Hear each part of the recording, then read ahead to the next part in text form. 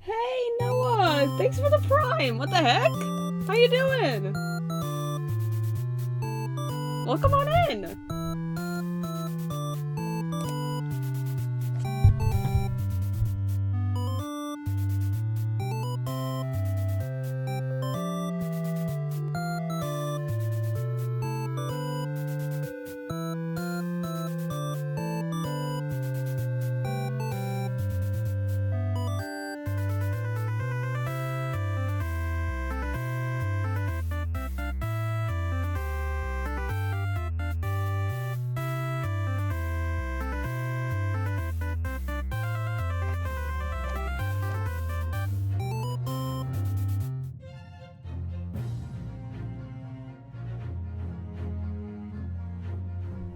Hello, everybody!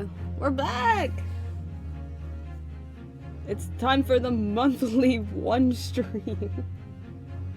Which will change soon. I never use my Prime sub, so hopefully it helps. It will absolutely help. Thank you so much. I genuinely appreciate it so much.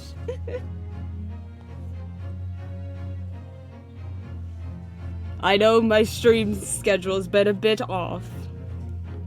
I've only streamed like once a month for the past couple months. But that will change, at the very least, come April, because big changes are happening in April. But we're back! Great Ace Attorney Chronicles. We're hopefully going to finish episode 4 today. I want to. I do have somewhere to go in like 2-ish hours. So, hopefully we can finish it by then. Let's hop right into it. Oh, it started right off with the cutscene. I have considered the defense counsel's request for further summation examination of the jury. And I have determined that the court must uphold the defense's judicial right to this procedure. Sir Consul, You will now proceed with your second summation examination. I presume the jury is ready, Mr. Foreman? That's right, I forgot we were doing a summation examination. We are, my lord. Very good. In that case, I must ask each of you now to state clearly and concisely for the court. I also, after stream last time, I remembered where juror number 1, why he's recognizable. He was a witness in the previous case. I recognized this sprite. I'm like, I thought he was on the jury. No, he was a witness. Very good. In that case, I must ask each of you now to state clearly and concisely for the court. And I wonder if there's like a lore reason for that, or they just did not want to make another sprite. So they just reused that guy. The grounds on which you find the defendant guilty of this crime.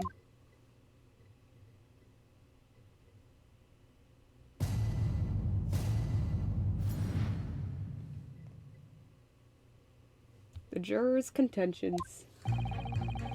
The accused left behind evidence at the scene, didn't he? There's 3 books of his.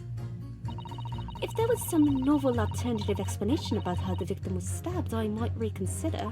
Okay, she's probably gonna be one that we press. Even if the woman was... Throwing books, it can't be related to this crime if the window was closed, can it? Now, what does juror number 4 have to say? Oh, dearie me, it was only a little book. Hardly life-threatening, even with a direct hit. I have a feeling we'll also be pressing her. Because, obviously, she's related to this crime somehow. Look, let's all get this over with.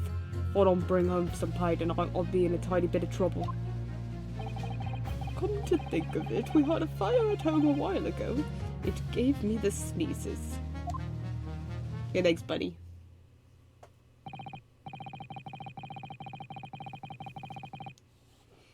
Yes, considerably more tangible arguments from all members of the jury this time around, it seems. With one notable exception, of course. My learned student friend was unable to find fault in the previous witness's testimony. So the court must accept the fact that it was indeed the accused seen fleeing from the scene. And moreover... Again, with the glass! No one else was even at the scene to commit the crime. Yeah, because the witnesses never lie in these games. Ever. They always uphold the law to tell the truth. Well, if the eyewitness accounts are correct, it would seem as if the conclusion is somewhat set in stone. I fail to see how it can be argued any other way. That means, I'm afraid, that during this summation examination, it's essential that you establish some other tangible explanation for the facts. But how? What would even constitute a tangible explanation here? Isn't it obvious? Who stabbed the woman, and how? Those 2 details are all you need to provide. Oh, that's it, huh? Simply give us a name and a method by which the attack was conducted. Again, not something I have to prove. That's what you have to prove. You are the prosecutor. There I was thinking this might be hard. Not my job to prove who did it. My job to prove innocence. But, Mr. Naruhodo, you have to do it. Otherwise, this really will be where the trial ends. No pressure, then.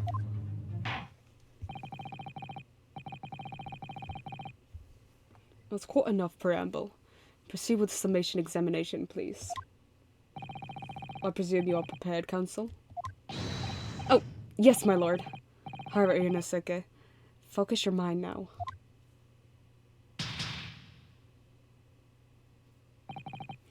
Clearly, the key to the summation examination is going to be juror number 4, the maid. Yeah. Or should I say Mrs. Garadeb. We have a book that disappeared from the Garadeb's house on the evening of the incident. And the 4th book found in the victim's hand. There must be a way to link the 2. Yes, that's what we have to find. Why does the judge look like Santa? He is. He's British Santa. Using every technique I've learned in my short career so far. Whatever it takes. Don't forget to keep an eye on Mrs. Garadeb and how she reacts, even to the things other people say. Oh boy.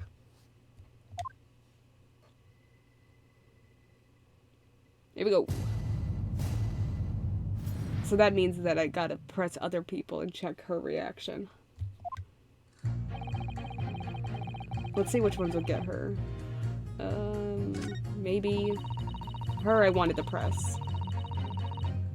Hold it! So, you might be willing to change your decision, you mean? Oh my, such a light on your face. But I'm afraid I shan't be swayed by emotion. Despite what you may think of me, I am a very modern, metropolitan, and rational woman. That's great. Cool. If one reads the morning papers, it's all forgotten by tea time, isn't it? So why read them in the first place? You see?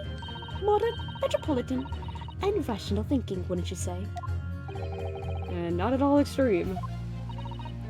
As I see it, an overwhelmingly suspicious Japanese man has been implicated by overwhelmingly strong testimony.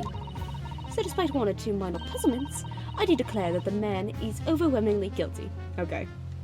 Oh shoot, I was supposed to be looking around. I don't think anything she said was noteworthy. Modern, metropolitan, and rational logic, would you say? Overwhelmingly. But us modern gals are always delighted to embrace new fads, you know. So I'd be only too happy to consider an exciting new theory if you could come up with one. Okay, this was a red herring. She's got nothing. I'd be happy to do that too, if only I could. Let's do our very best not to disappoint the modern and metropolitan young lady. Right. Glad you omitted rational there. Okay, I also had eyes on, obviously, juror number 4, but also juror number 6 said a whole lot of nothing. Does that have anything to do with your decision about the defendant's culpability in this case? Sorry, what's that? You'll have to speak up, lad. Could you tell us more about that fire? It was last winter. My grandchildren baked me a lovely cake on my birthday. It had 75 candles on the top, it did. What a sight to behold it was. You put candles on a cake? Was it some kind of devil worship? Of course not. It was an angel cake. Just celebrating my birthday, obviously. It seems that's a common custom here in Great Britain, Mr. Naruhodo. I don't know why. I was like, why is he confused about that? It completely slipped my mind. That the candles on a birthday cake is very much a cultural thing and wouldn't be celebrated in other certain cultures. So interesting. Anyway, I must have on my puff to blow them out. Only I must have blown wrong somehow. The flames didn't go out, but candles went flying all over the room. The furniture caught and everything went up. The whole place filled up with smoke. Definitely sounds like devil worship to me. And by the sneezes, I presume you mean a cold? But how did you catch a cold from a fire? No, I caught a hot, actually. What a fiasco it was. The grandchildren, bless them, threw water over me as they tried to put out the flames. Then, because the whole room had filled up with smoke, of course, we had to open all the windows to clear it. The windows. The hot in winter air rushed over me like the devil dancing on my grave, it did. I got to tell. Oh my gosh. I forgot I was supposed to be checking her. They put me in a hospital for a while. I won't forget that birthday in a hurry.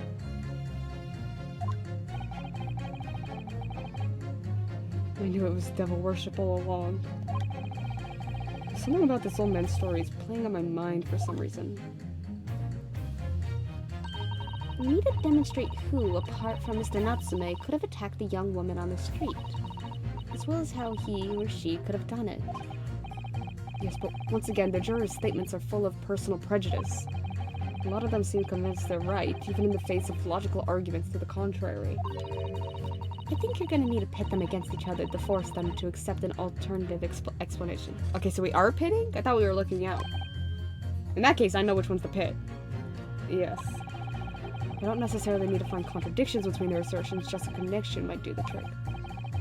Alright, see what I can do. If anything stands out, I'll go in for a strike. That's the spirit.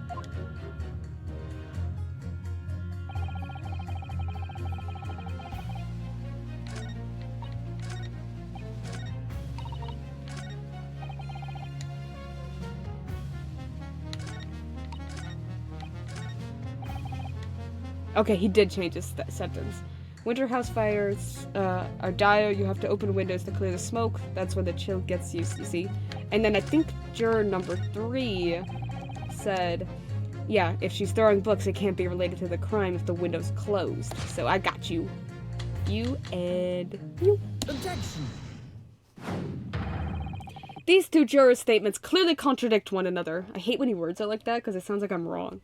But the music stopped, which must mean I'm right. Classic Ace Attorney Q. The music stopped, you're right. They do? How exactly, counsel?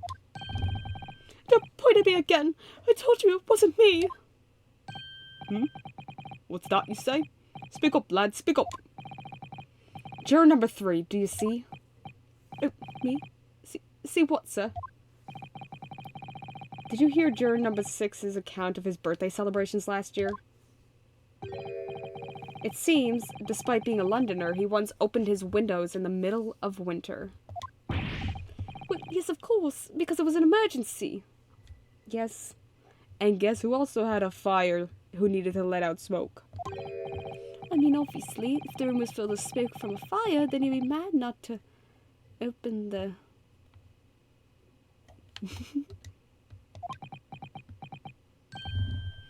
Oh!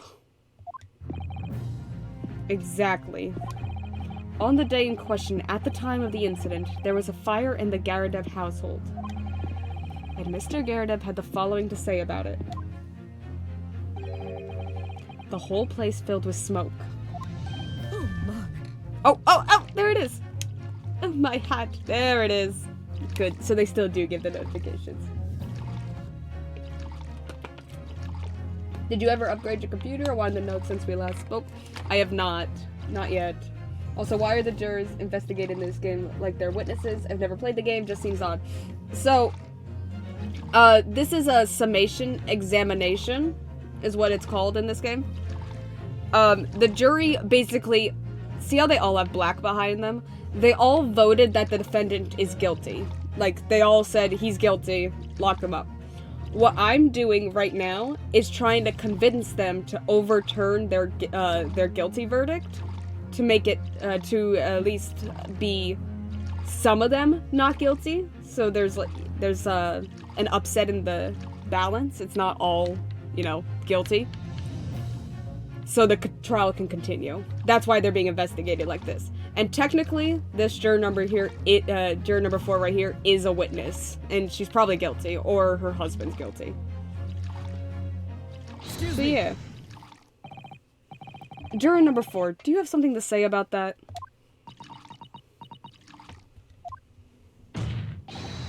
Mrs. Garadev. Oh, dearie me. What's the meaning of this? How do you imply that I'm hiding who I really am? It's imperative that you confirm something for the court. So please, it's time to drop the pretense now. What is it? Makes sense, yeah. It's confusing, I'm sure. When the fire started in your house that day, did you or your husband open the window? I beg your pardon? What are you insinuating? The room would have been thick with smoke after the carpet and bookcase caught fire as they did. In a situation like that, it's inconceivable that you wouldn't have opened the window.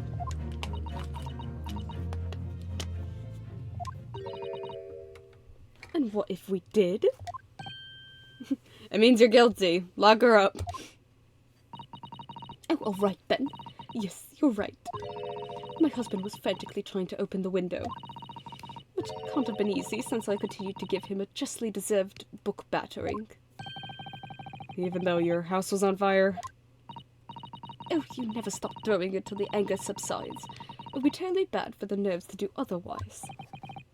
Of course. I should have realized. that's a significant step forward, Mr. Naruhodo. You've managed to establish that the window is open. We simply must have that added to Mrs. Garrideb's formal statement. Yes, please.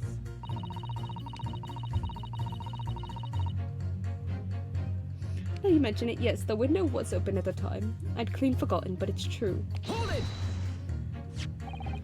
The fourth book found at the scene of the crime shows very obvious signs of fire damage. And the title of the book is The Lion's Pride. The same title, in fact, as the book that Mr. Garrideb told us he had been reading. Well, I really couldn't say. On the day in question, did you or did you not throw at your husband the copy of The Lion's Pride that he had been reading?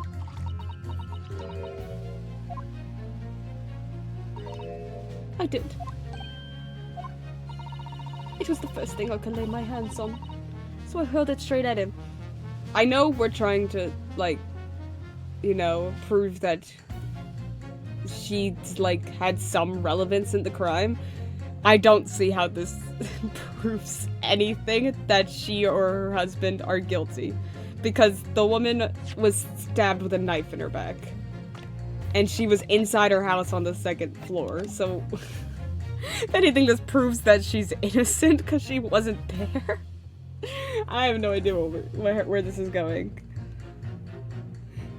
It was the first thing I could lay my hands on, so I held it straight at him. And now you come to mention it, yes. He was rather enjoying reading it, you're right. Why did you not reveal this information to the court from the outset? Because I couldn't, you insolent little man. I didn't remember. Obviously the knife was in the book. Of course, yes. As we know, books carry knives. At times like that, you pick up and throw whatever you can lay your hands on as well, you know. I really don't. I barely noticed I was throwing a book. Oh, boy. Much less the title of it. What's up, buddy? Excuse me. What is it, juror number 5? You know something? I remember what it was. That memory I blocked out. Ah. He was listening to what this granny was saying, but it all flooding back. Who are you calling a granny, you cheeky devil? I'm Mrs. Garrideb, or the maid, I'll have you know. The man doesn't even flinch. Please tell me that's not because he's so used to being hit all the time. Oh, no, that's so sad. It's about 2 weeks ago now. I just got back home after work, like. I put my hand in my pocket for the wages I'd just earned that day, and I nearly died. There was a hole. Every last penny had dropped out. Aww. Oh dear. What a disaster. You all heard the half of it, boy. Oh? My wife was cutting up some chicken at the time. Well, I could hardly get the words out, but I told her straight. I've lost a day's wages, love. Next thing I knew, the blade was whistling past my ear. Stuck into the wall next to me, it did. About 1 inch deep. She threw the knife out the window, and that's how it got stabbed into... There's no way. That cannot be it. There's been some crazy deaths in these games. Crazy ways people have been murdered. I find this one more nuts than the frickin' circus one. What do you mean? There's no way this is it. About 1 inch deep. No words. Just terror. There's no way. I could smell it then, you know. That god-awful stench of the Thames. I was sure I was going to end up face down in the muddy banks that night, I could tell you. No, it's a real disaster, isn't it? I'll never use the word lightly again. Anyway, the point I'm trying to make is this. When women lose their rag, they'll throw anything at you. Knives, hatchets, hammers, you name it. Mr. Naruhodo, you mustn't think that all women are so Short-tempered and unrefined. Thank you, Susato. Thank you for being our women's rights expert. No, I wasn't thinking that. Throwing household objects at people is, well, it's so uncivilized. At least attack with honor, using a bow or the like. What? Attack? Who are you going to attack? Never mind. Anyway, this man's words could be rather significant, I think. Alright, we'll come back to the bow and arrow thing later if I dare. Okay. A woman in a rage will hurl almost anything at you. The kitchen knife really brought that home to me. Okay. I don't think him. We already did him. And we already did juror number 3. If there was some novel alternative explanation about how the victim was stabbed. Okay. It's her. Her and him. Objection! These two statements clearly have a deep, significant connection. Good grief. You mean they don't contradict each other? Explain, counsel, at once. Oops. Juror number 2, do you think perhaps that this could be one such novel alternative? Oh my, whatever do you mean? An alternative explanation as to how the victim was stabbed in the back. No way. So instead of a book, she'd rather shoot a bow at them. It's classier, of course. What are you talking about? We've demonstrated that the 4th book, The Lion's Pride, that was found at the scene of the crime, originated in Mr. Garadeb's room at the top floor of his house. Therefore, it's equally possible that some other object besides the book could have found its way from the Garadeb household to the street below. Huh? What's that now? After all, Mrs. Garadeb could have thrown any number of different objects at her husband. Isn't that right, juror number 4? What are you insinuating now, you little beanpole? I'm beginning to think that ever since the true origins of this book came to light, perhaps she's had a feeling this might be what happened. Now you listen here, you Eastern Gala. As the foreman of this jury, I demand a straight answer. You give us this yarn about some other object making its way to the house, but what? What was it? What do you think, buddy? Really taking a big gamble here. It was a bold accusation to make, but I haven't had any real evidence to back it up.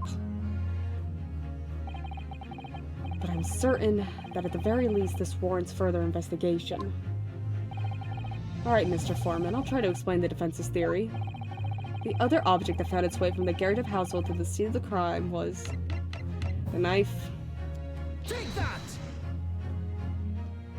Nuts. Nuts. Nuts theory, Ryu. Juror number 4, Mrs. Garadeb. What now? I must apologize in advance for this. But I need you to confirm something else for the court. This knife. Have you ever seen this knife before? Huh. Oh, good Lord, counsel. What on earth are you doing? That's the weapon that was launched into the victim's back, man.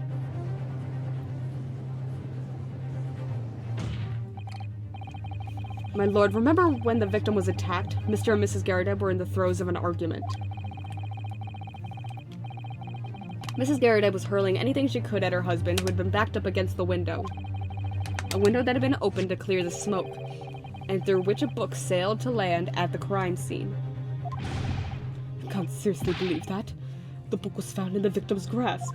You saying that it flew out the window and across the street to land neatly in her hand?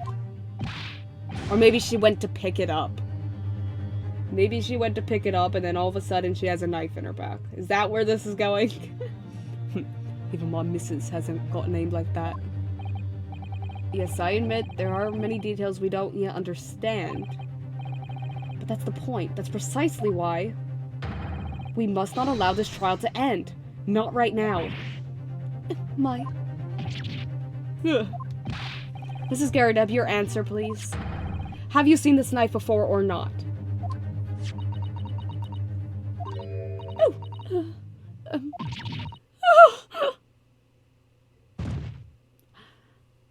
Your Honor, I think she's seen the knife.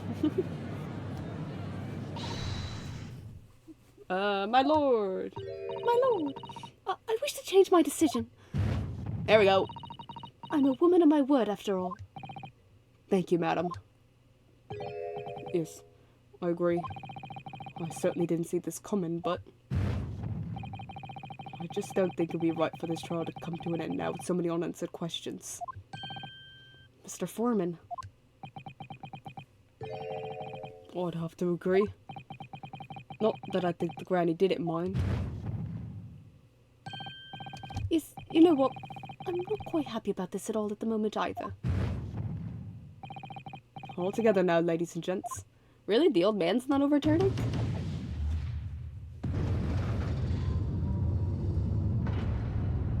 There we go.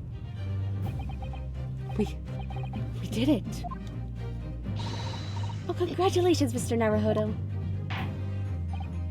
So, as a result of the defense's summation examination, a number of jurors' leanings have changed. 2 jurors called guilty against 4, now calling innocent. Accordingly, the opinion of this court is divided, and this trial will continue. Nice.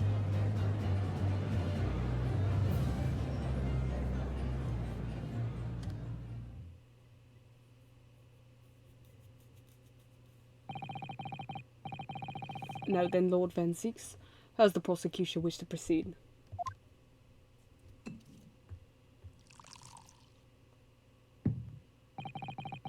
This trial is rapidly descending into a farce.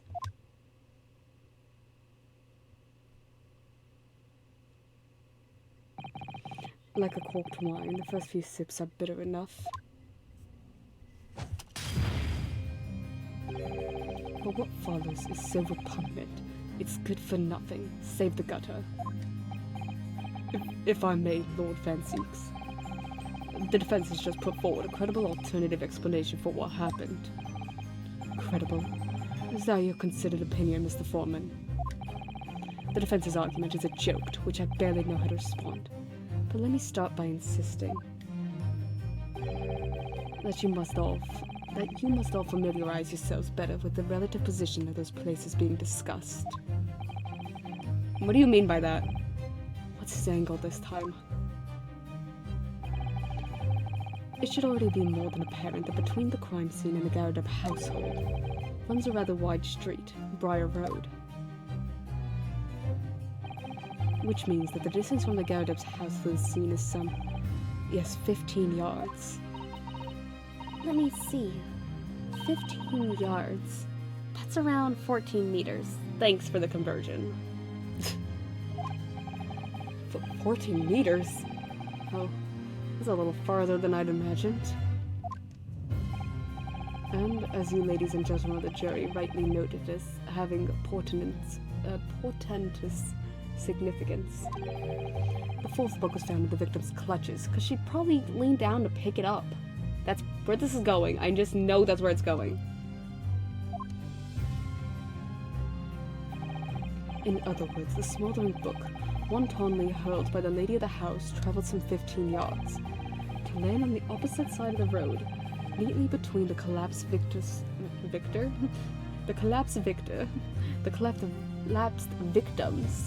fingers and thumb. Is that your final conclusion, my learned and deluded friend? And did the jackknife follow a near identical trajectory to plunge into the middle of the victim's back? Sure. This fantasy is somewhat stretching the notion of having a bad day for the victim, I think. That's fair. This is one of the few times I agree with the prosecution's argument. He is so right, yes. It's very far-fetched. Even those pathetic serialized detective stories have more believable plots. There's nothing I can say to that. That prosecutor loves the sound of his own voice. That's the best response. Thank you, Cesato. You're the best. Miss Cesato? Whoa! Oh, what the hell? Noah? What are Thank you for the 5 gift subs! What the heck? Holy crap! Thank you so much!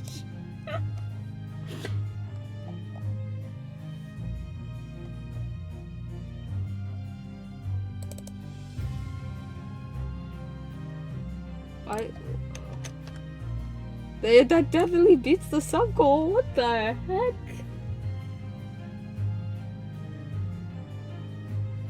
I really appreciate that.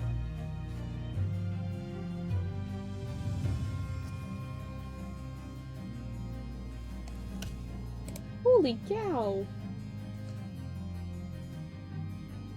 I was like, what is happening? What's happening in the chat?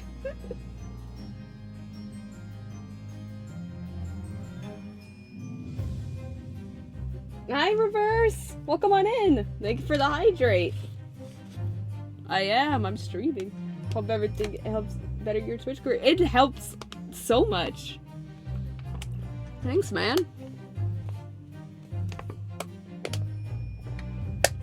I'm going through big changes in my life very soon, come April. So that's going to help very, very much. Hello, I've been working hard. Hell yeah, Reverse. Hell yeah. Serialized detective stories are pathetic, are they? How dare he? Maybe let's pick our battles here. Gotta change this. Actually, I say this like every time we hit the sub goal. I need to actually start making goals for these sub goals.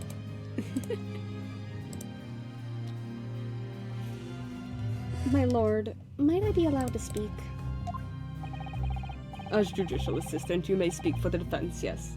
Go ahead. The prosecution may consider the idea of fantasy, but what the defense has postulated was believable enough to persuade the jury to change its leaning.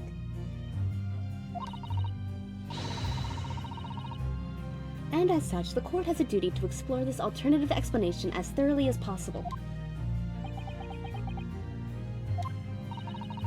To that end... Alright, I'm gonna bail now. I got some things to do, like driving. Have fun. Thanks for stopping by. Catch you later.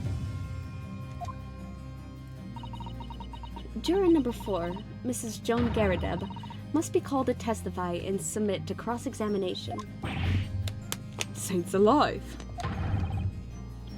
A cross-examination of a juror?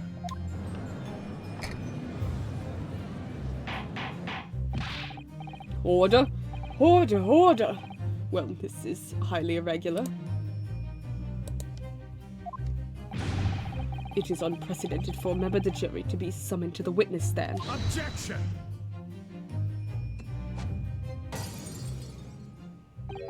And unnecessary. Lord Van Seeks. There are already witnesses in the stand whose testimony the defense may further cross-examine. Or we could get new witnesses. That's never really been an issue. If my learned friend's farcical theory has any truth in it, he says words I do not understand, then both a burning book and a jackknife must have flown through the sky before this couple's eyes. And we must assume they'd be able to testify accordingly. Really? Would they? Clearly that guy can't stay awake. And his wife's bananas. What say you, witnesses?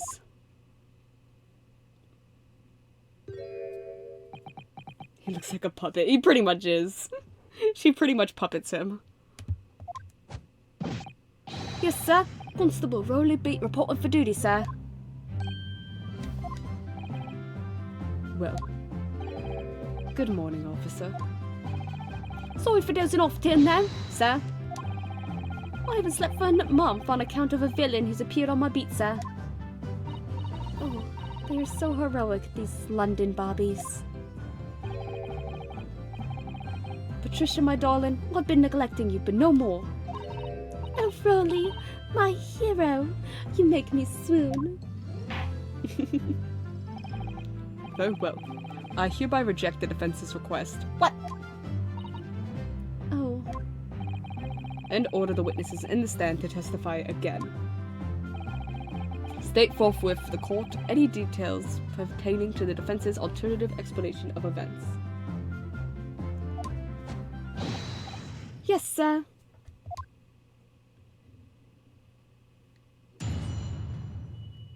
Witness testimony. This case has nothing to do with Mr. and Mrs. Garrett. Believe me, a London Bobby is good for his word. You see, sir, the windows on the top floor of the Garrett house are top hinged casements. Obviously, if anything had been thrown out the window, we would have seen it. I did leave the scene to go and fetch help, but my trusty Rolly was there to make sure nothing was disturbed. I didn't take my eyes off the crime scene for one moment, sir.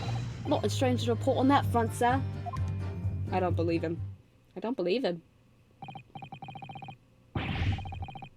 We're pressing all his statements. Well, this is quite startling. Top hinged casement windows. That detail was not in the police report, Constable. Oh, yes, sorry about that. Must have been a little drowsy. You cannot excuse your sins with drowsiness every time, Constable.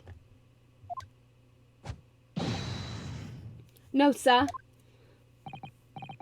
I'm sorry, but... what exactly is a top-hinged casement window? Thank you. I was wondering too. And you. You cannot excuse your ignorance with such trite remarks, my learned friend. Dude! English is clearly his second language, and he's been here for 2 days. Of course. Sorry. I found it, Mr. Naruhodo. Cast your mind back to the windows in Mr. and Mrs. Garredeb's room. Alright, I'll try. So, the window opens in order to allow air to circulate inside the house. Okay. But as it's a top-hinged casement window, it swings open along the upper edge, you see. I'm glad you have rectified your ignorance. A casement window's most prominent feature is its stay, a metal bar which prevents the window from being opened beyond a certain amount. Okay. It prevents it opening? This is all news to me. Absolutely correct, sir. In other words, if a book or a knife were to have been thrown through the open window, It probably just dropped down. it would have clattered against the pane and fallen straight down to the pavement below. Yeah. And that's fair. No. Oh my gosh. Okay, so what if she was on the other side? What if she was on the other side, leaned down to pick up the book, and then the knife got thrown, and it fell down straight into her back? Is that gonna be the new working theory? On how she got stabbed. And then somebody else moved her to the other side of the street? You see the problem, then? Good. Your education in Windows is complete. There was never ever any possibility of either the book or the knife traveling 15 yards over the road. That is, unless the window pane had been shattered, something we've discounted already. Can't be! Did you see that, Rowley? That young Japanese man just collapsed in agony. Oh, yes, my darling. I saw it. I saw how he crumbled before me. Oh, Rowley, you're so strong. Is the strap of Rolly's hat in his mouth? How is this happening? I haven't even started the cross-examination yet, and already my argument's been destroyed. Counsel, if you could drag yourself upright again, the court awaits your cross-examination. My lord, oh good, another desperate situation.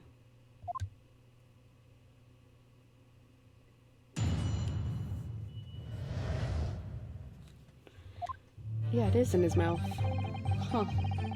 This case has nothing to do with Mr. and Mrs. Garrett. Believe me, a London Bobby's good for his word. How can you say that for certain? very good question, sir. And the answer is this. It has the noble founding principles of the force written on it as a reminder to all us policemen of our sworn duty. He showed us that before, didn't he? Did he? I can't say I remember. I don't remember either. To patrol the streets of London town and uphold the peace of the common man. It's what the job's all about. And that is why I can stand here today beside my long-suffering wife and tell you a Bobby's good for his word. While rubbing my tired eyes admittedly, sir. Oh, Rolly, you're so manly. Of course I am, my darling Patricia. Oh, Pat. Oh, Rolly. No, none of this is what I meant. I meant, how can you say for certain that this case has nothing to do with Mr. and Mrs. Garrideb? Oh, I see, sir. You should have said so earlier, sir. Well, so could you answer the question? That was a waste of time then.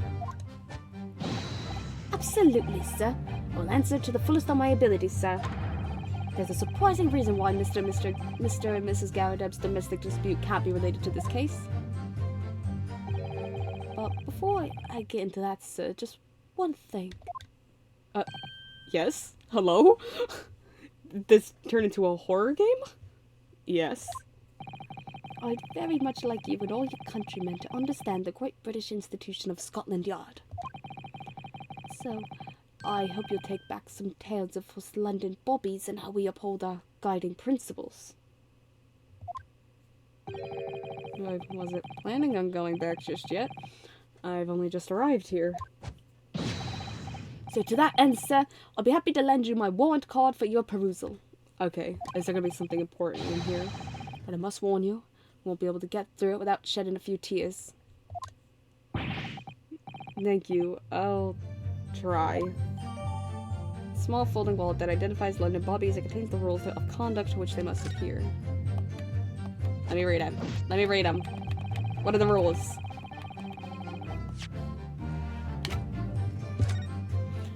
Item 1. A policeman will strive to preserve the peace within his allotted beat. Sure. Item 2. A patrolling officer is expected to walk 20 miles around his beat every day for the furtherance of community relations. Sure. Any crimes fall under the jurisdiction of the beat in which they are discovered. Okay.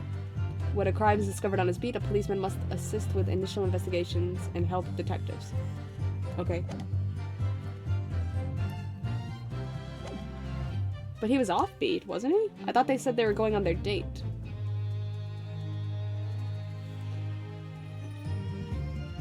You see, sir, windows at the top floor, yeah. By which you mean they don't open fully, is that correct? Yes, sir. They're just there to allow a bit of air through the house, you see. So they're restricted as much as to how much they open. Bleh.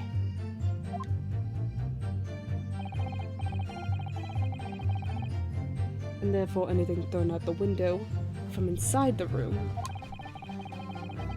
would simply strike the pane and fall to the street directly below. For clarity, allow me to mark the map.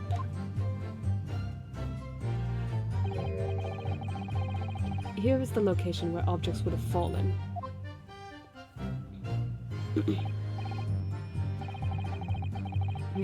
Yes. Directly opposite the scene of the crime, on the other side of the rather wide road.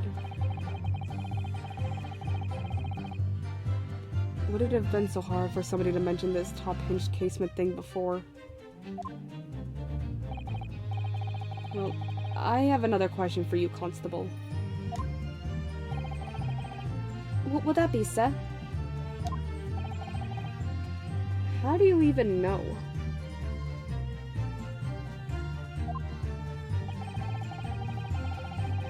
Why would you have any idea what sort of windows Mr. and Mrs. Garrideb's house is furnished with? That's a great question. Why does he know? Well, sir, well, it's very simple. You see, I helped with the investigation.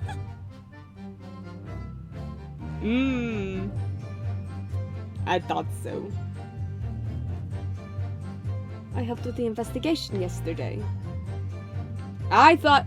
Yeah, so was he really on beat the whole time and he wasn't off his beat? Excuse me. Do you have something to add, Mrs. Beat? Sorry? You look, well, delighted. Is there some particular reason for that? Oh, I was just remembering. That's all. We really were so lucky. Okay. She's so creepy. Lucky? What do you mean? Well, of course I feel terrible for the poor woman who was attacked. Don't misunderstand me, please. But we were just so lucky it didn't happen on Rolly's beat. It was so close, you see. Yeah, it didn't happen on his beat, but he still helped with the investigation. Sounds like he was on his beat. She must be his handler the way she's acting. Oh, I hadn't realized. Oh yes, that's straight Briar Road. That's the boundary between Rolly's beat and the next one. Isn't that right, my love?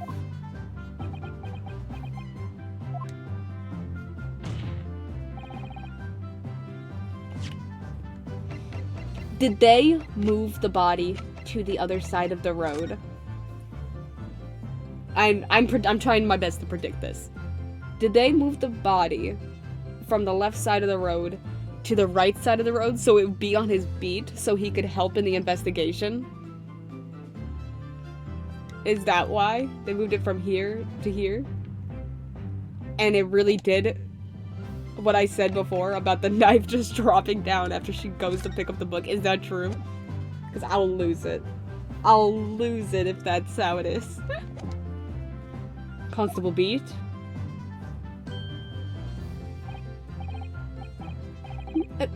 Yes, that's right. That's the reason I was helping out with interviewing the occupants of the Garadeb household yesterday. Their house is on my beat, you see, sir. That really was cutting it close then. Constable, I wonder if you could clarify something. If the Garadeb household is on your beat, does that mean that the pavement next to it is as well? It's the Garadeb's house. Yes, mum.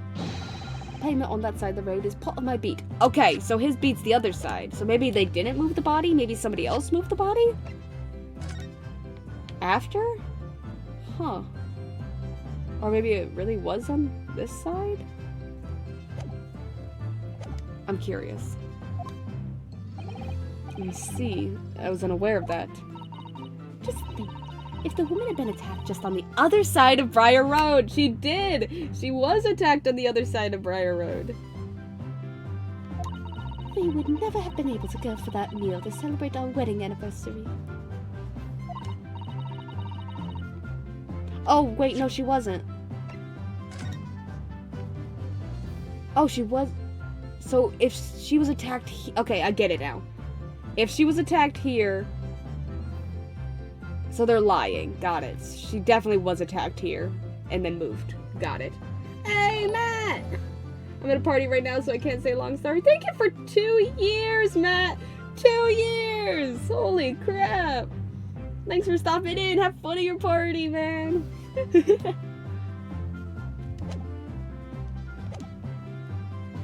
But that's the life of a Bobby, after all.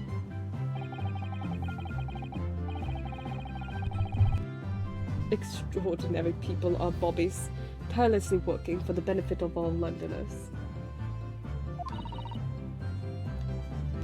Do you know what I think? I think it was the good Lord's way of rewarding my Rolly for all his hard work.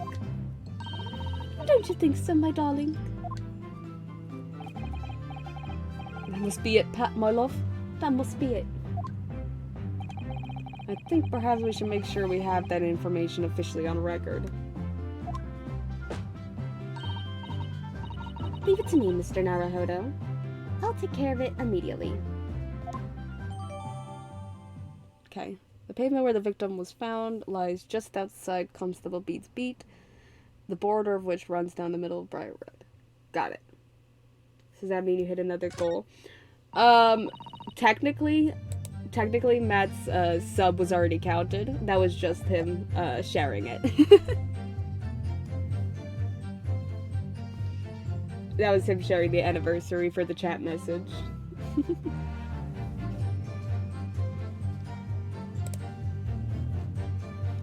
And now it's my turn, I think. So it's still at 7.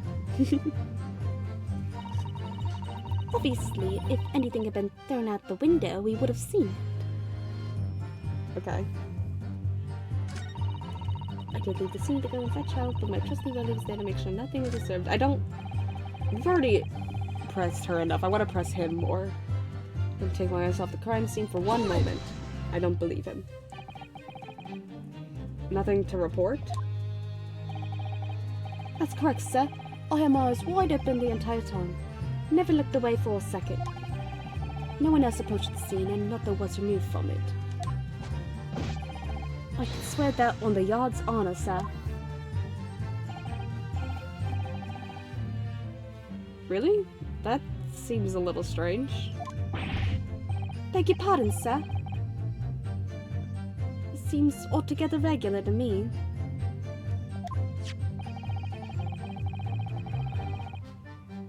This burnt copy of The Lion's Pride was originally in the garret of house.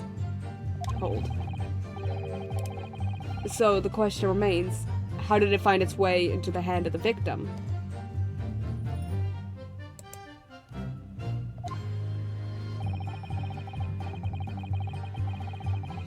Can you shed light on that, seeing as you were at the scene of the crime the entire time?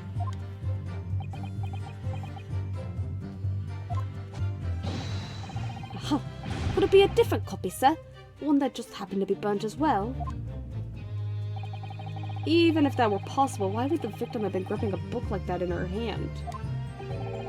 As we can see from this photographic print, she had a bag over her shoulder.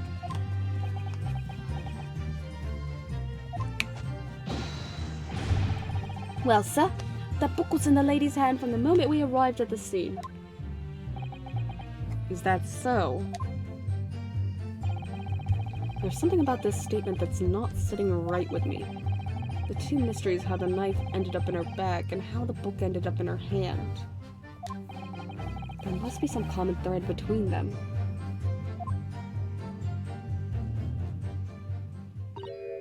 Can I ask you something? Please, Mr. Lawyer, sir. Yes, of course. What is it? You're doubting us, aren't you? I can tell. What? I wasn't really. I mean, what's she doing? Please, just because I'm a woman, it doesn't make my testimony any less valuable. Oh my god, she knows I skipped over pressing hers. She knows, she's self-aware. You might just see me as the wife of a policeman, but I'm a woman of my word, I am. I really don't remember ever suggesting that I doubted you. No excuses, I don't want to hear it. My voice will be heard. Okay, I'm sorry, I'll never skip your pressing your statements ever again. My lord, you let me speak, won't you? Yes, Mrs. Beat, I will allow you to supplement your testimony if you so desire. As sometimes the path of least resistance is the sage one. That was a very loud mutter. I heard that. That Japanese man thinks a policeman's wife should... A policeman's wife's words count for nothing, does he? Well, watch out, sir. I might let you get away with something like that, but my Rolly won't. Duly noted, Mrs. Beat. Please, I humbly ask you to continue.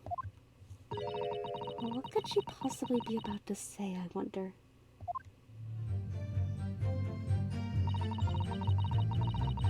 I know what I saw. My eyes never let me down. My sense of direction is a little off sometimes, though. Hold it! Here, I'm pressing you. Mrs. Beat, nobody's questioning what you've told us. I saw it, I did. That evening I saw it clearly. That little Eastern man with the whiskers and the funny curved back sneaking away from the scene. Eh. And I know what I didn't see as well. I didn't see any flaming books or knives flying through the sky. All very clear. You also mentioned something about having a poor sense of direction. Oh, yes, well, that's a little embarrassing, really. I'm always ending up at the wrong place when I've made arrangements to meet Rowley. He gets ever so cross. Yes, Rowley? Excuse me. You got some words? Constable Beat? Is there a problem?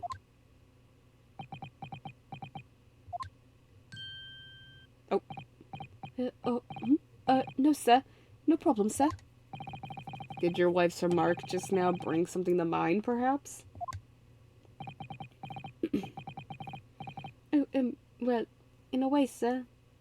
Yes, sir. I was just remembering that the same thing happened that evening is all. Yep.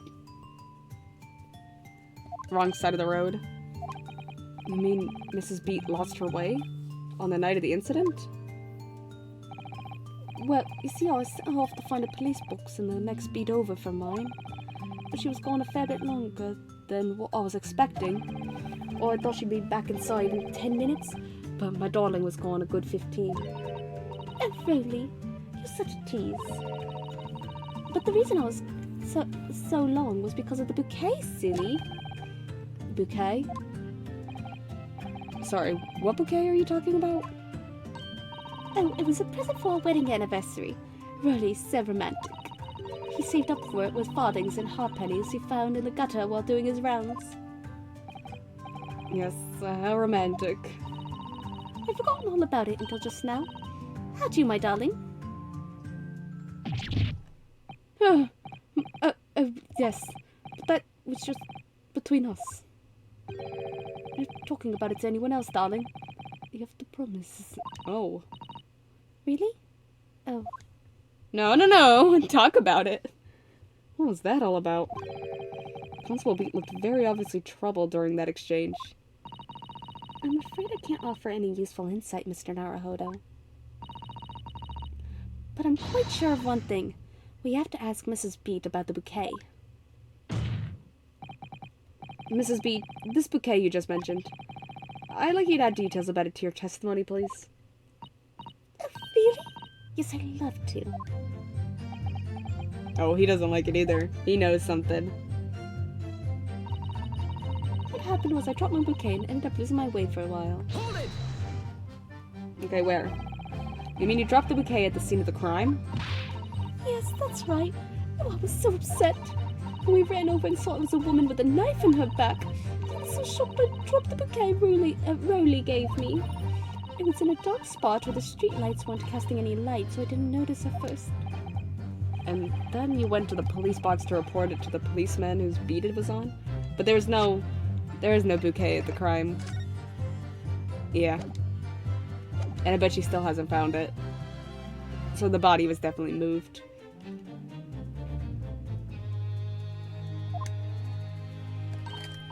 Yes, and I came back to the scene together with the other constable, you see. That's when I spotted my bouquet again. But the funny thing was, when I went to pick it up, Was it in a different spot? it was nowhere near the Victim's body at all. Rolly moved the body. What? I didn't expect Rolly to be the bad guy. I thought for sure she moved the body.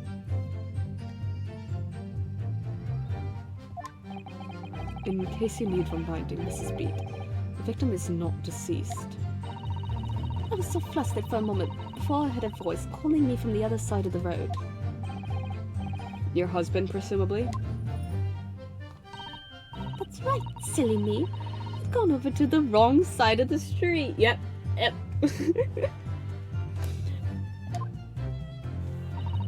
Though I'm going to blame the bouquet this time. I can't think of how it got there. I really can't. So the bouquet somehow moved from one side of Briar Road to the opposite. No. The body moved. Curious indeed. Isn't it?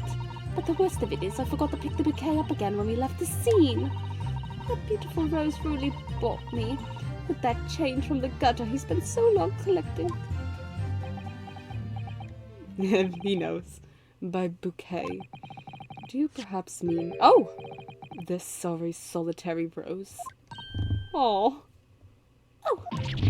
Oh, yes, that's it! Not a bouquet. That's the bouquet Rolly bought for me for our anniversary, with the odd bits of change he found in the gutter. It's not a bouquet. Literally defies the definition of bouquet. Maybe just call it a rose. Tell us, Lord Francis, where did you come by the flower? According to the report by the police officer in charge of the crime scene investigation, it was found on the edge of the pavement in front of the Garrideb household. In front of the Garrideb's house? Although it wasn't noticed until the morning, as it lay where the street lamps cast no light. It was believed to be of no relevance to the case since it was found on the opposite side of the thoroughfare. Oh, thank you. Could I have it back now, please? No, I think for good measure this road should be added to the court record as evidence. Oh. A present for Patricia Beat from her husband Rolly. The shock of seeing the stab victim caused Mrs. Beat to drop the rose where she stood. But it's a symbol of our love. I want it back after the trial. Do you hear me? I want it back. Good grief. Rest assured I'll do my very best not to forget, Mrs. Beat. I didn't take my eyes off the crime scene for one moment, sir. Nothing to strange to report on that front, sir. Okay. Then what happened to the bouquet? How'd it move? Objection! You claim, Constable Beat, there was nothing to report in the 15 or so minutes you were guarding the scene. But that cannot be. What do you mean to say? In your testimony just now, Mrs. Beat, you explained to the court that when you arrived back at the scene of the crime with the policeman assigned to that beat, the bouquet you had dropped at the victim's side was no longer anywhere nearby. Objection! Yes, on the opposite side of Briar Road to where the victim was attacked. But considering the size of that meager bouquet, if a single sorry bloom can be so described, no doubt it was blown in the wind across the street, back into the gutter where it belongs. Oh my god, so much hate in your heart, Van Zeeks. Meager? Objection! But if that were the case, why did Constable Beat not testify to the fact? No one else approached the scene and nothing was removed from it. Constable Beat swore to that on Scotland Yard's honor. The bouquet belonged to me. It has nothing to do with the case. That's why I really didn't mention it, I'm sure. No, because sadly it's not only bouquet we're talking about here. More than one thing in this case is mysteriously the wrong way round. What are you talking about? Think about it. Besides Mrs. Beat's bouquet, there's Mr. Garrideb's book. Mr. Garrideb's copy of The Lion's Pride, which was thrown out the window by his wife, would have struck the pane of the casement window and landed here, on the west side of the street. And yet, it was actually found here, on the opposite side of the road, in the victim's hand. Meanwhile, according to the testimony we've heard, Mrs. Beat's bouquet should have been dropped here at the scene of the crime on the east side of the street. But in fact, it was actually found here, on the opposite side of the road, in front of Mr. and Mrs. Garrideb's house. There's no logical explanation for those things, unless somebody deliberately moved them.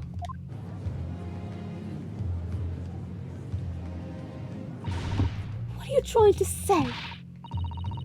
The way you're talking, it sounds like you think my Rolly's done something wrong.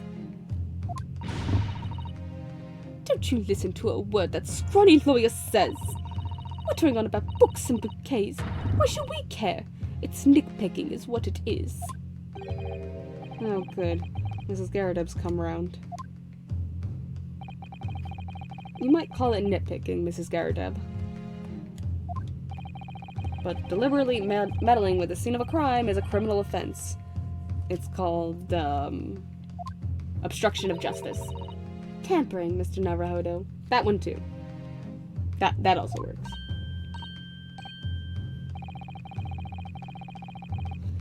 But the person responsible for this tampering cannot admit to it. For a very subtle but compelling reason. Objection! Tampering. You've barely heard the term before. Tell us, my learned friend, who would possibly have had cause to carry out such an elaborate deception? Rowley. Rowley would, because he didn't want it to be on his beat. Yes, there is someone who tampered with the scene of the crime that evening. Because then he'd have to stay and investigate it instead of getting to go to his wedding dinner. All the evidence and all the testimony points to that one particular person.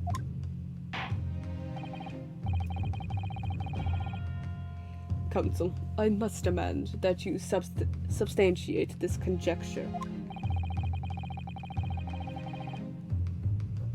Who are you saying is responsible for tampering with the scene of the crime? You, Rowley. You're going to jail, buddy.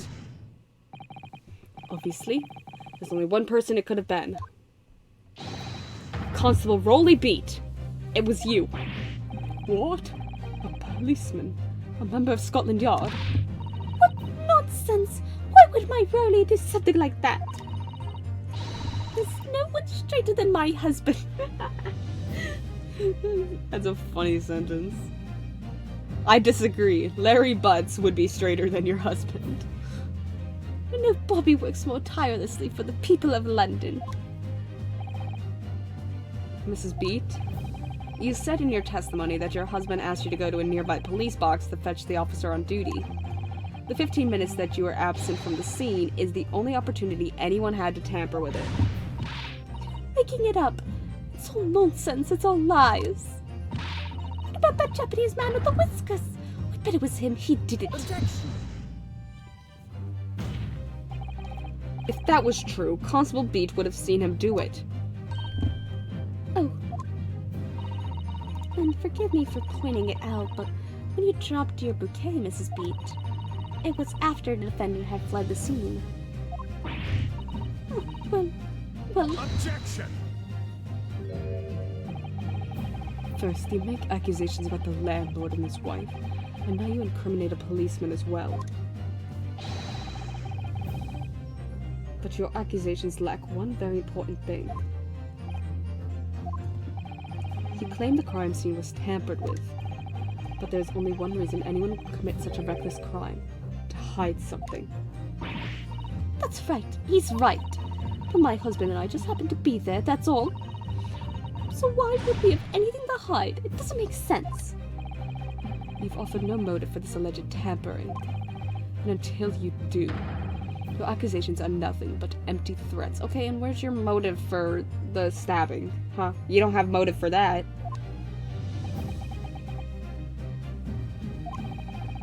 I have motive, though. I figured it out a while ago.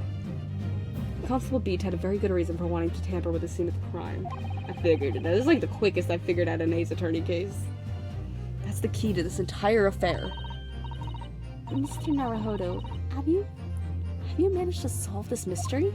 Oh, you bet I have, Susato. I think I know exactly what happened. Counsel, you have made a very serious accusation against the police officer. If you are mistaken, I'm sure I need not point out that your reputation as a lawyer will be irrevocably damaged. Okay, that means he's gonna do big damage to me. So I'm going to save. When was the last time we played? February 22nd. So it wasn't that long ago, okay? Although we did start this game back in September. It's okay, it took us a year to get through Ace Attorney Investigations. That's crazy. We got through the Phoenix Wright trilogy in like like, probably like 2 weeks. And then Apollo Justice took a couple months. And then investigations took a year. In this game, we're still on game 1. We still have a second game after this. And I've only been able to stream once a month. But that will change soon. That'll change. I swear it. Lots of things are changing in April. With that stock warning in mind, you will now explain to the court the motive for this alleged tampering. Yes, my lord.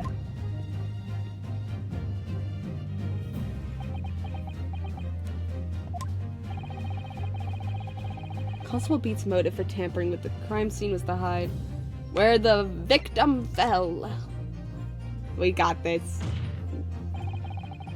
Where the victim fell to the ground. That is what this Bobby had to cover up at all costs. What? Where the victim fell? You mean where she was attacked? What are you talking about? We told you at the very start, didn't we? On the pavement of Briar Road. We saw it happen, remember? It was right here, as if anyone didn't already know. Now he took advantage of your bad sense of direction, Patricia. That's why he sent her away. That's certainly what everybody has been led to believe. But in fact, that isn't where the victim was stabbed at all. What?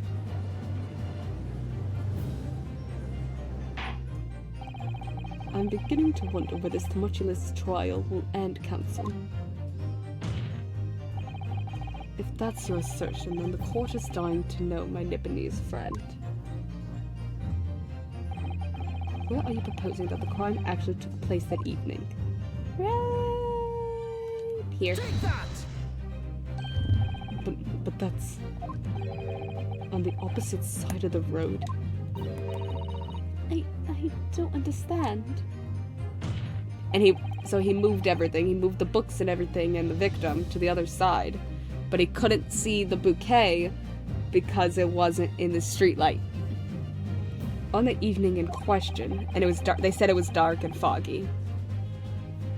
Mr. Garadev's book fell directly down from the open window above, and your bouquet, Mrs. Beat, never moved at all. What did move was the scene of the crime itself. Good gracious! Objection!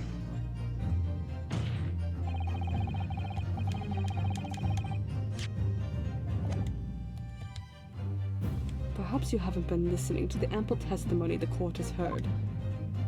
But these witnesses both saw the moment the attack took place. That's right. I saw it with my own eyes. It was 5 o'clock in the evening and already dark. There was the typical London fog on the ground. When you saw the incident unfold and ran to the victim's aid, that was actually on the west side of Briar Road. No, that's not true. It can't have been. Constable Beat then arranged for you to be absent for a while by sending you for help. And during the 15 minutes you were away, he transplanted the crime scene. He moved all the things shown in this print. The victim herself, the 4 books. He moved everything, in fact, to the pavement on the east side of Briar Road. Extraordinary. But the constable overlooked one thing. Your bouquet. What did he overlook? The bouquet, I presume. Exactly. The prosecution told the court just a few minutes ago about the discovery of the rose bouquet. Lord Van Zeek said it wasn't noticed until the morning as it lay where the street lamps cast no light. Yes, it couldn't be seen in the dark, obviously. Which is why it was only the bouquet that was found in its original position on the pavement on the west side of Briar Road. And that is the defense's theory about what really happened that evening. How do you respond? Constable Rolly Beat. He's about to crash out. He's about to have a breakdown. Oh, not yet. Well, I'm very sorry. I didn't mean to nod off again. but I haven't slept properly in a month. Did I miss anything important? Oh, really? It isn't true, is it? What that lawyer said is all lies, isn't it? I know it is because you're the most upstanding, righteous man I know.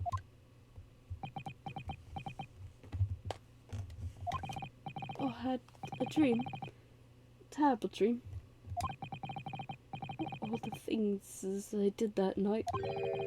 Everything came out. Everything exposed. Only it seems it wasn't a dream at all. Good golly. Order! Order! Order! What on earth is the meaning of all this? If only why? Why would you do something like this? Moving a corpse is a criminal offense, isn't it? Wishing the victim dead should be one too. Constable, explain yourself. Why would you do this?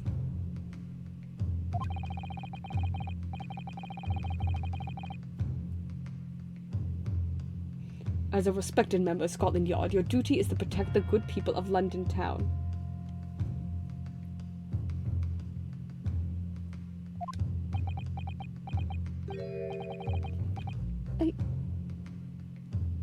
I can't, sir.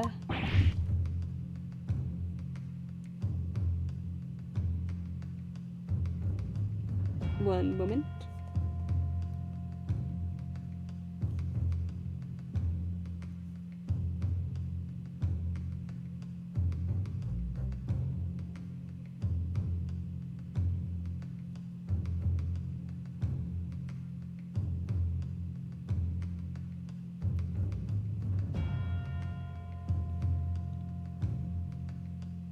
Okay. What? I really am ever so sorry about all this. For damaging the Yard's reputation, for everything.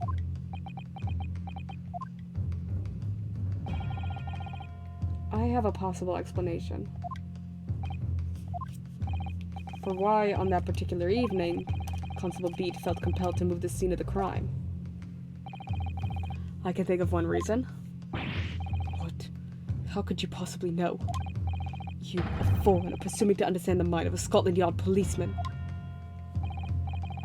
And yet, Lord Vanseeks, it is this foreigner who has uncovered the startling truth of the matter thus far.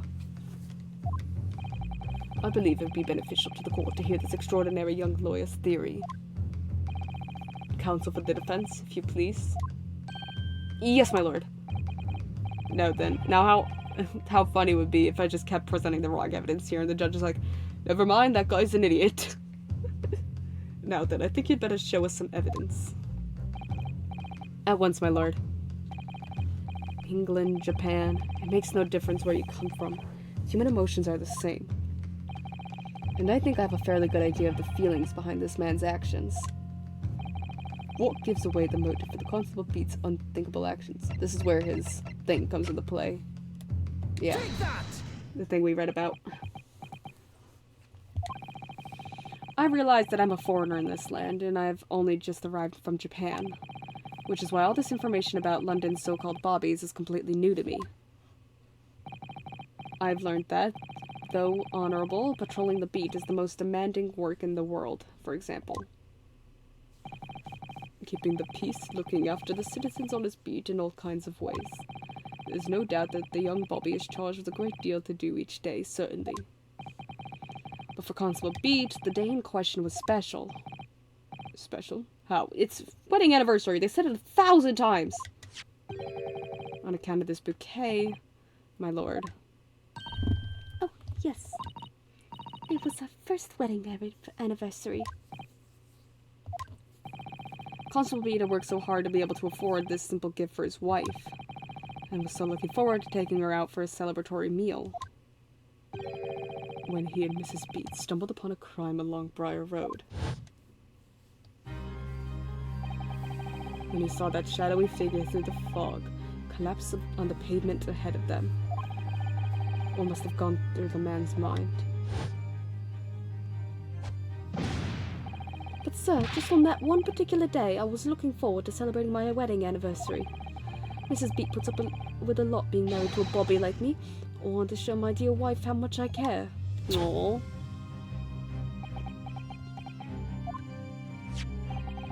This is the warrant card that Constable Beat offered to lend to me earlier. Inside, among the rules for patrolling policemen, it says, when a crime is discovered on his beat, a policeman must assist with initial investigations and help detectives. Huh. Constable Beat. Is that or is that not the reason why you moved the whole scene of the crime that day? Yes. Everything you said. It's alright. So that's it. It was all to do with the boundary of your beat. Oh. Exactly. To summarize, the incident actually occurred on Constable Beat's beat. Good gracious. Constable, do you realize the gravity of what you have done? It was the first time since I became a copper that I'd ever cursed God. Stay close to me, Pat. The criminal could still be lurking somewhere. As we ran over to the scene, I had every intention of doing my duty as a police officer. I've got to report this to the station as quickly as possible. But then it dawned on me.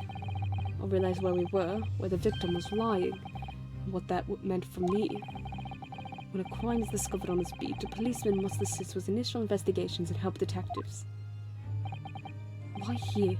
Why'd this have to happen here? Why tonight of all nights? Why?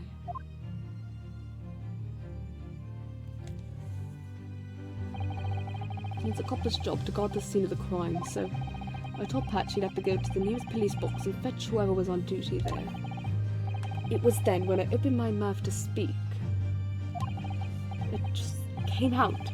I couldn't believe the words that were coming out of my own mouth. This is the next beat to mine, Pat. So you have to go to the police box that covers it. Turn right along Meersham Street and then...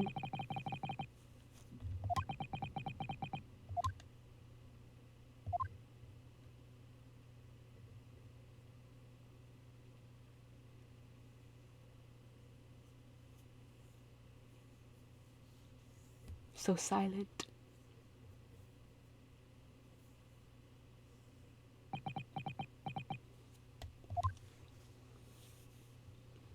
Oh, it's so sad. Oh, this is such a sad witness breakdown. I'm sorry. I'm so sorry. Oh. Oh, Constable. Oh, even Susano. I just want, just that one night, to take my Patricia out for dinner. Stop! Why is this actually gonna make me cry? Really? Just that one night. You knew that if the incident was on your beat, your evening of celebration would be ruined. And so you decided to move the entire crime scene outside of your jurisdiction. And just across the street, to the east pavement of Briar Road, which falls under the neighboring beat's care. You see, I thought... Well, I was sure the victim was dead, you see. I beg your pardon? Oh, of course he did. Otherwise my Rolly would never have left the poor woman on the freezing cold pavement. I see your meaning now. But God got me back from my sins, didn't he? Whoa. It's got deep. That's why I missed the rose I bought for Pat. Oh, no, Rolly, that was all my fault. I should never have dropped it in such a dark place. I'm so sorry, Rolly.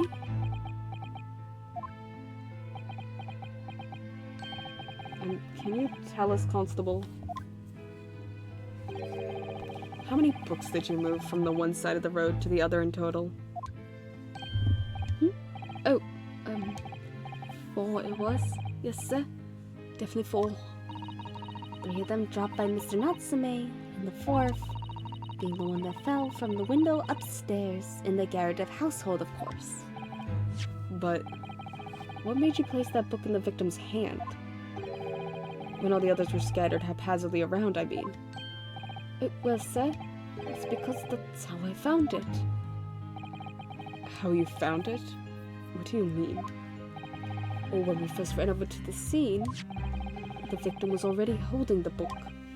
So when I moved everything, I made sure it was still in her hand. You sure it was this book, The Lion's Pride, that the victim was holding? Yes, sir. No doubt about it, sir. Interesting.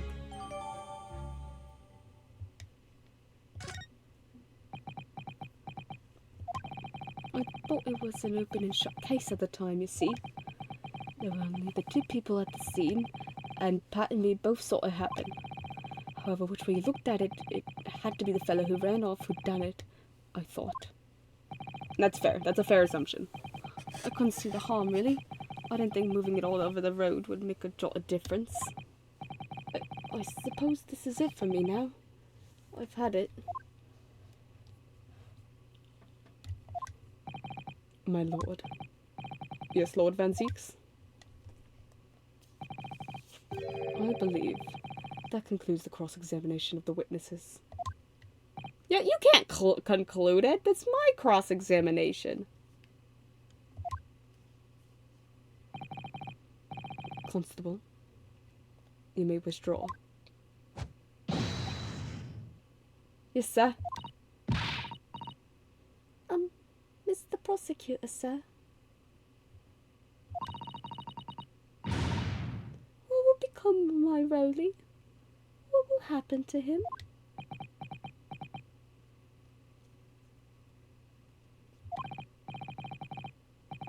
For now, you are free to go home. The police will contact you in due course. Please don't punish my husband. This was all my fault. It's because I'm always moaning at him for coming home late. Leave it now, Pat. Let's go home. I'm tired. All right then, my love. One last thing, Constable. Sir? Let this be a lesson to you. In a criminal investigation, every detail matters, however insignificant it may seem to you. Yes, sir. Carve that lesson in your mind. And never again make the mistake of tampering with the scene of a crime. Never again, sir? You mean to say? Leave. Now. This trial is not yet over. Aw, he does have a heart.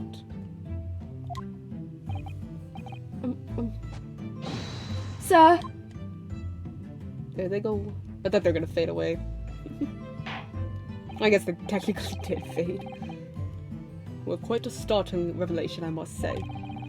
Whoever thought of a third party transplanting the entire scene of a crime like that? I did! I said it forever ago! Indeed, my lord. Nevertheless, there are some... I think actually I predicted that the minute they showed us the map with markings. I'm like, that... I don't know if I predicted, exactly that she got stabbed on the other side. But I'm like, there's gonna be some shenanigans about her placement if they're gonna give us a map. Indeed, my lord. Nevertheless, there are some immutable facts here. Principally, that the accused, Mr. Sosuke Natsume, is the only person who could have possibly committed this crime. No. No, I disagree. Now that we know the true scene of the incident, there is someone else. Another person who could be responsible for the knife in the victim's bag.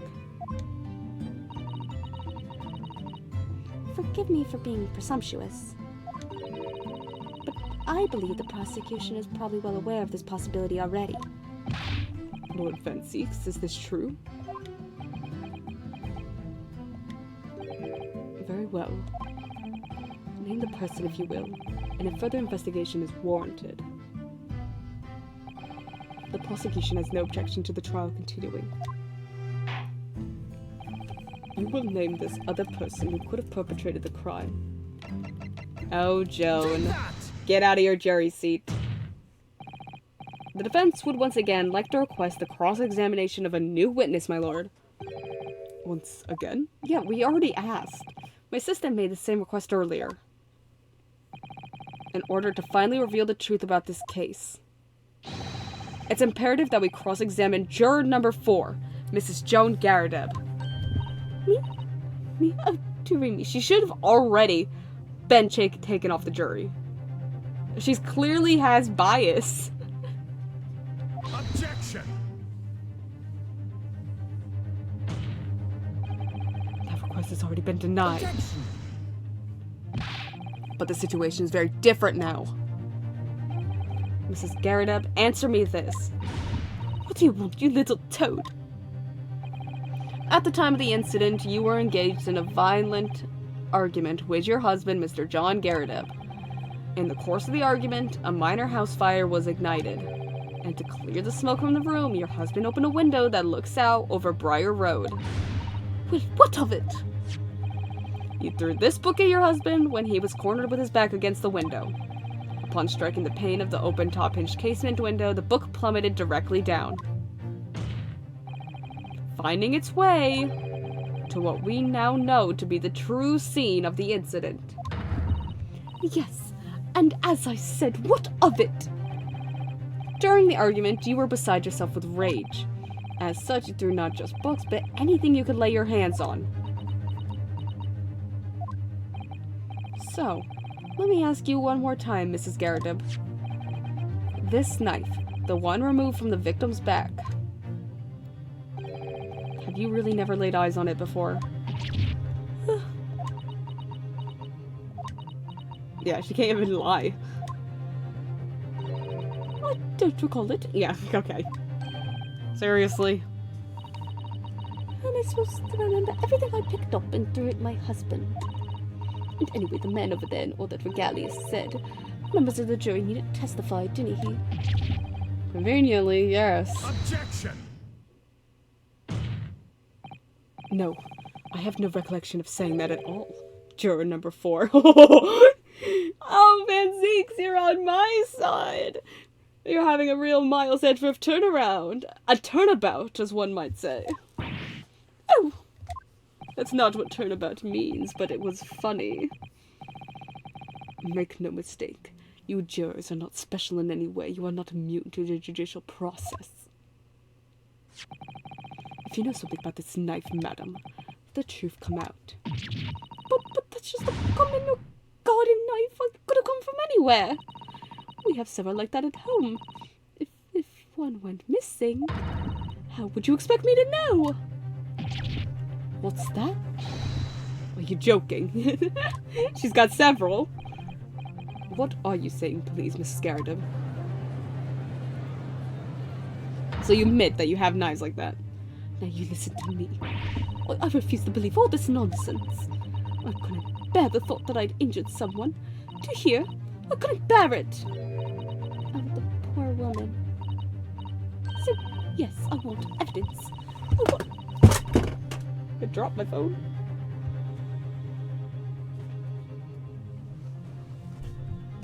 Hold on. Where did it go? I lost my... Oh, there it is.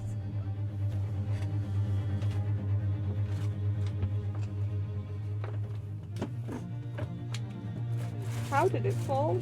It fell all the way to the back of the desk. I don't know how that happened. I'm genuinely confused. It just dropped straight down from where I'm sitting, and then it ended up all the way at the back of the desk. Right. So yes, I want evidence. I want to see hard evidence if you're going to insist on this being my fault. You're going to have to prove to me that I threw that knife if that's what you think. Come along now. Chop chop. Do your worst. Well, just testify and we'll figure it out. That's how it works in this world. Well, Mr. Naruhodo? If I had evidence like that, believe me, I would have thrown it at her already. Then take the stand, juror. Oh.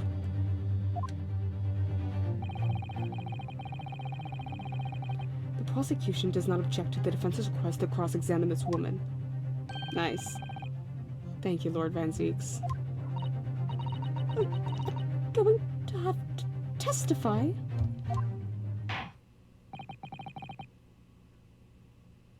Juror number 4. As I'm sure you will appreciate, having observed it with your own eyes today, witness testimony can lead to the most extraordinary truths being unearthed. Truths of which the witnesses themselves may not have even been aware. Oh, dear me. So I demand your full and unadulterated testimony, Mrs. Garrideb.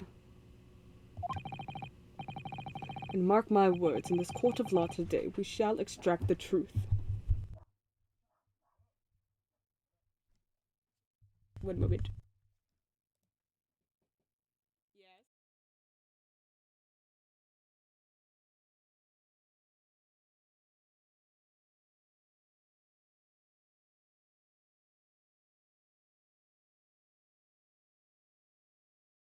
And we will extract the truth. Next time, because as I said 2 hours ago, I do have somewhere to be. But we will finish this up. I'll try to stream tomorrow. I do have stuff going on tomorrow until 2. Maybe early morning stream. Maybe like a 7 a.m. stream. Finishing this, the short one. Perhaps. Oh, that's the be right back. Let me find someone to raid real quick.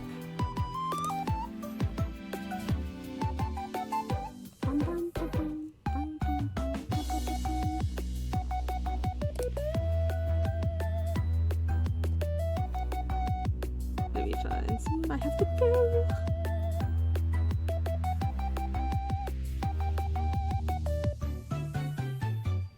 I need someone.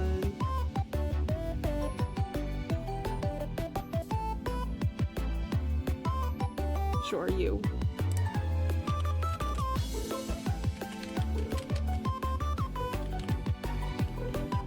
Oh wait. It won't let me.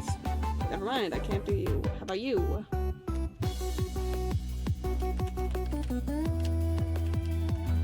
What the? Is Twitch broken? Is Twitch down? Why is no one stream loading?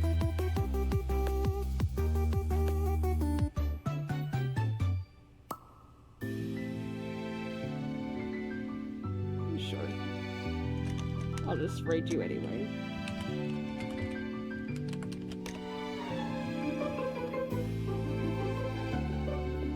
Thank you guys so much for tuning in. It's been a blast. I'll be back again soon, and I'll see y'all later.